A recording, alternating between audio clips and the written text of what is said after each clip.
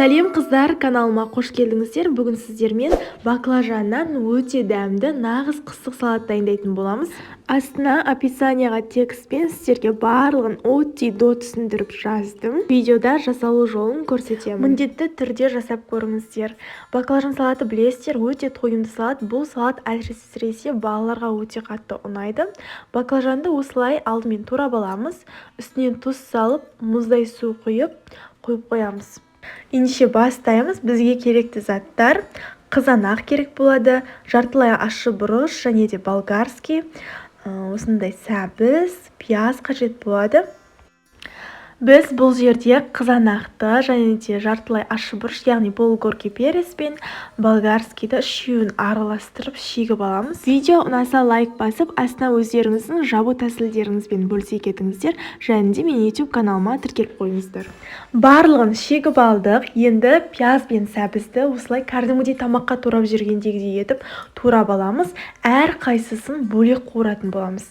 Қызып тұрған табаға осылай майымызды құйып, бірінші пиязды қуырып аламыз. Оттың астын міндетті түрде қатты қоямыз. Шамамен 100 граммдай май құйып, пиязды қызарғанша қуырып аламыз. Пиязымызды қуырып алдық. Енді жаңа ыдысымызға үстінен саламыз. Енді жаңағы табамызға қайтадан май құйып, сәбізді қуырып аламыз. Осылай жеке-жеке қуырыңыздар. Сонда дәмі керемет болады салаттың. Кейбіреулер ерініп, барлығын бірге қуырып жатады. Негізінде олай дұрыс емес. Бәрін жеке-жеке қуырсаңыздар өте дәмді болып шығады. Енді қызып тұрған табамызға қайтадан май құйып, бұл кезде майды көбірек құямыз. Баклажанды қуырып алатын боламыз. Сәл қызарғанша осылай қуырып аламыз. Баклажанды қуырып алдық. Енді барлығын бір ыдысқа салып араластырып 20 минут пеште қайнатамыз.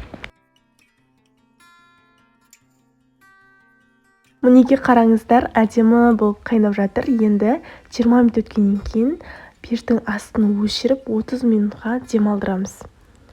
30 минут өткеннен кейін үстіне тұз салып, тұзды дәміне қарай өздеріңіз көресіздер. Біреуге ащы болған ұнайды, біреуге тұзы кем болған ұнайды. Мен 100 грамм қостым.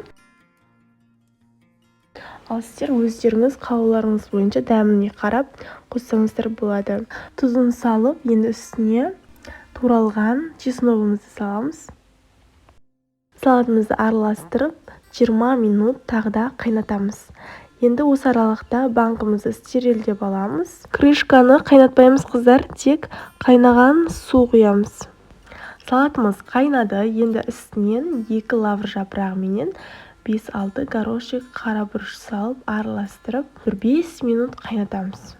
Міне салатымыз дайын болды. Өте дәмді болып шықты. Ыстықтай стерильденген банкымызға құйып, бетіне крышкасын жауып, ешқандай аспирин, уксус құймай, осылай закрывашымен жауып тастаймыз. Менде 8 литр шықты. Төңкеріп, қалың көрпемен жауып 2 күнге қалдырамыз. Көріп тұрғандарыңыздай, салаттың жасалуы өте оңай. Міндетті түрде дайындап көріңіздер, өте дәмді болып шығады. Одан бөлек мен YouTube каналымнан маринадталған қытырлақ қияр мен қызанақтың рецептісін кіріп көрсеңіздер болады. Соңына дейін көргендеріңізге рахмет, сау болыңыз.